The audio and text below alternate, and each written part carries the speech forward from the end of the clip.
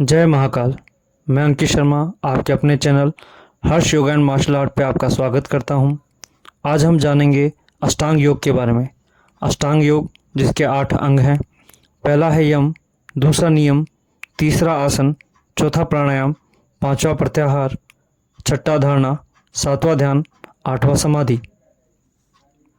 यम, इसके भी 5 भाग हैं। पहला अहिंसा, दूसरा सत्य, तीसरा अस्तेय, चौथा ब्रह्मचर्य, पांचवा अपरिग्रह।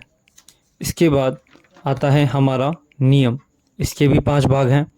पहला है सोच, दूसरा संतोष, तीसरा तप, चौथा स्वाध्याय और पांचवा ईश्वर प्राणिधान। इसके बाद तीसरा आता है हमारा आसन।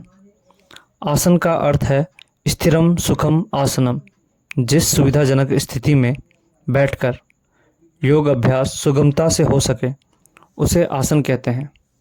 इसके बाद चौथा आता है हमारा प्राणायाम, श्वास या जीवन शक्ति पर नियंत्रण।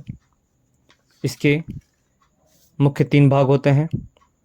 पहला पूरक यानी श्वास लेना, दूसरा कुंभक यानी श्वास रोकना और तीसरा होता है रेचक यानी श्वास को छोड़ना। इसके बाद आता है हमारा प्रत्याहार।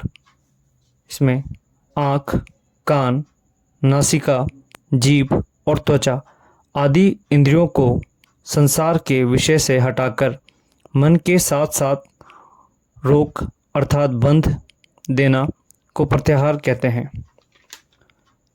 छठा आता है हमारा ध्यान। ध्यान का अर्थ है विचार शून्य होना, यानी मन में कोई भी विचार ना आना। इसके बाद आता है हमारा समाधि। यह चित्त की अवस्था है जिसमें चित्त ध्येय वस्तु के चिंतन में पूरी तरह लीन हो जाता है। जय महाकाल। पर आजकल जो योगाभ्यासी हैं वह सिर्फ आसन और प्राणायाम पे ही ध्यान देते हैं। बाकी की जो पहली और उनके बाद की चीज़ें हैं उन पे ध्यान नहीं देते।